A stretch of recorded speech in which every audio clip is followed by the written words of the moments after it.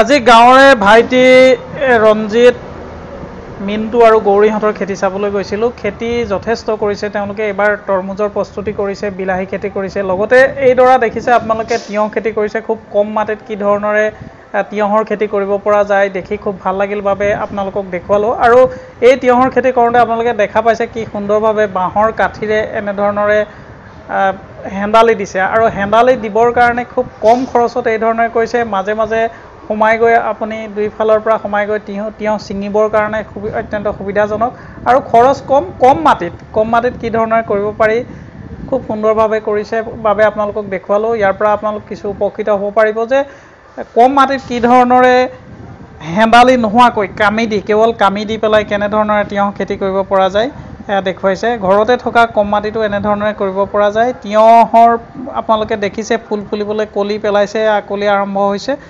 গতিকে পৰৱৰ্তী সময়ত তেওঁলোকৰ ভিডিঅ' আপোনালোকক দেখুৱাম। খুব সুন্দৰভাৱে খেতি কৰিছে, গাঁৱতে খেতিডৰা তেওঁলোকে কৰিছে, তৰমুজৰ খেতি কৰিছে, বিলাহী খেতি মই আগতেও কৈছোঁ আপোনালোকক দেখুৱাইছোঁ এই তিয়ঁহডৰা।